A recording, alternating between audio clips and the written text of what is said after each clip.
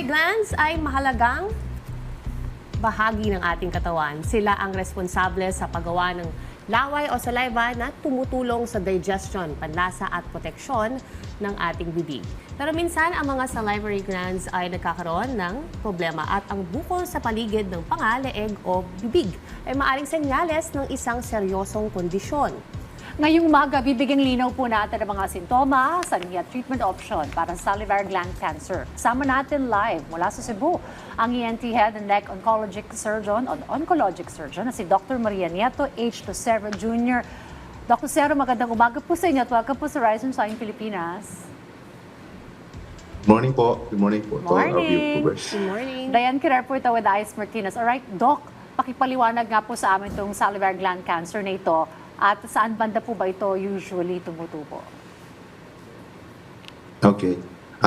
Kasi we'll start with kasi salivary, when you say salivary gland cancer, we have major and minor salivary gland kasi.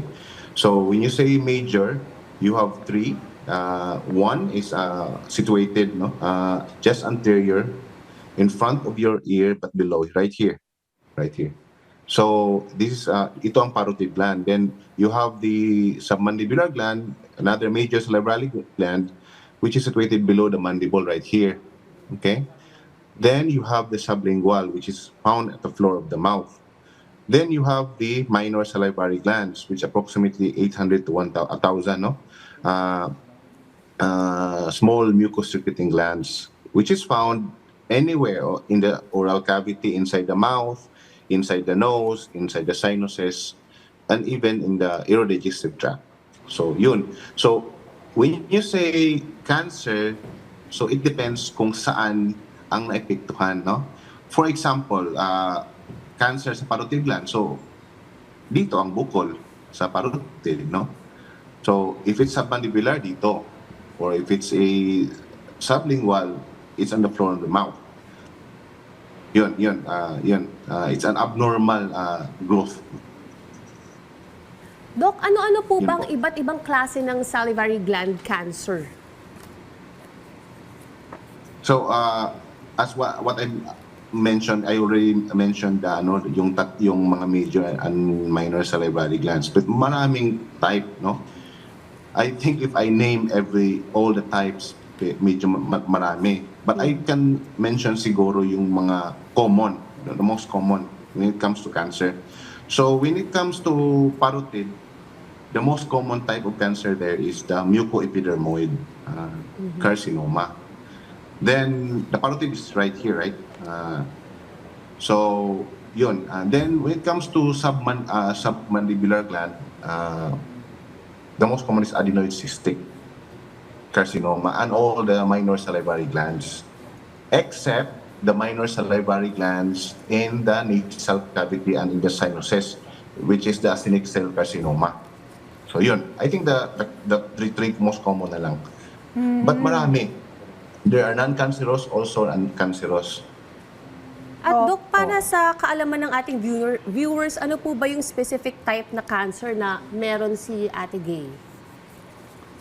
Nasa leeg. So, yung cancer niya, nabasa ko kasi mucoepidermoid carcinoma, if I got it right. So yun, it's the most common type of cancer, and it commonly occurs in the parotid gland right here, dito. So, yun. So, most likely, Nagagamot ito, Doc? Yes, depende kung anong stage, no? Kung anong stage na detect. No, the best, no, kapag earlier stage kasi, ma'am, yung talagang siya, makukuha siya. Lahat na tumor. Pero kapag advanced stage, as I've read, parang stage 4 na ata si Ate Gay. Yes. So, hindi na yan makuha kasi nag-invade, especially kapag nag-invade na ng mga vital structures po. So, yun. Yung cancer kasi, it's very, time is very critically important in management of cancer. So, kapag na-detect ng early, yung outcome ng ng management, ng treatment, maganda. Pero kapag na-detect ng late na, then late na nag-start ng treatment, yung outcome medyo hindi maganda. So early detection really is very important sa ganitong sakit. Yeah. Alright. Well, Doc, sino po ba Yes. ang mas at risk sa sakit po na ito? So, when you say at risk, no, marami, salivary gland, it's usually, yung mga tao na may history na nag-treatment ng radiation therapy, yung mga exposed sa mga viruses like the Epstein-Barr virus or even the human papilloma virus, then mga tao na yung smoke, mga bisyo na smoking, alcohol, then viral infections, the one I mentioned earlier, EBV and HPV, then yung mga mga occupational hazard, no, mga nickel, asbestos, mga ganon, mga welding, yung mga nagtatrabaho sa sa mga talyer, yung mga mga dust or silica dust or wood dust, yung mga exposed po carpentry natin. sa fumes. Then Yung exposed po sa mga toxic fumes, gases. Tama po yes ba? po, ma'am. Nabanggit o naibahagi po ni Ate Gay sa kanyang social media na naoperahan na siya at nawala na yung bukol sa leeg. Ano po ba yung resulta nito? Kasi stage 4 na rin yun. Kapag naoperahan po ba, may chance pa bang bumalik yung bukol? Yes, oo. Na-check ko sa internet yung ginawa kay Ate Gay. Parang nag-ano muna sila, nag-chemo radiation, if I got it right. Yes. Then lumiit yung cancer, pagliit ng cancer, inoperahan na siya. Am I right? So correct me if I think yun nabasa ko. So yun, kasi originally unresectable yung tumor niya.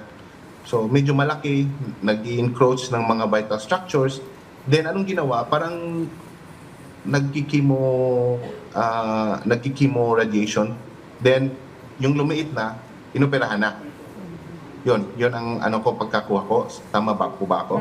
Opo. Babalik po ba yun? Oh, yun. Yes, especially if it's I don't really, I didn't went in during the surgery, pero so sa pagkakuha ko, advanced na ito eh. So probably yung margin during the surgery, marami kasing factors that influence the recurrence. Yung positive surgical margins, kapag hindi makuha lahat ng cancer, then kapag may invasion na sa nerve or sa mga vascular structures, or if the tumor stage or the type of the tumor is high grade or the stage is advanced, which is the case of Ate Gay, advanced stage na, and then the location. So usually this is approximate recurrence rates, usually around 10% to 30%, within 5 years. That's why after the treatment, after the surgery, and after the therapy, usually we will do follow-ups, frequent follow-ups and monitoring of the patient within 5 years. Then after 5 years, monitoring pa rin. Pero medyo at least annually na. So yun. Doc Lucero, pwede bang maiwasan na magkaroon nitong ang cancer na ito? Or may effect din ba yung genes na mamana rin ba ito, Doc? Yes, marami kasing mga kasi this is not just cancer but I think sa lahat ng sakit, sabi nila kapag kapag you have the genes, wala ka ng choice eh. Yun ang sabi nila, like for example, diabetes. Wala ka ng choice kasi may genes ka na eh. So you'll, at a certain period of your life, darating yan. But may bagong study ngayon, you can search it, may bagong study ngayon na even if you have the genes, but you don't have the triggers, hindi siya darating. So it needs a trigger. So anong trigger? Ito ang lifestyle. Ito yung mga exposure ng mga risk factors na binanggit ko kanina. Opo. So if you don't have the triggering factor, which is the risk factors that I mentioned earlier, posible na hindi ka makakuha ng ganito. Well, marami tayong natutunan So it is a ngayon trigger. kaya Doc, tungkol sa sakit na ito, itong salivary gland cancer. Maraming salamat po sa mga vital information na inyo pong binahagi sa amin ngayong umaga, Dr. Nieto Lucero Jr. Thank you po, Doc. Thanks for having me po.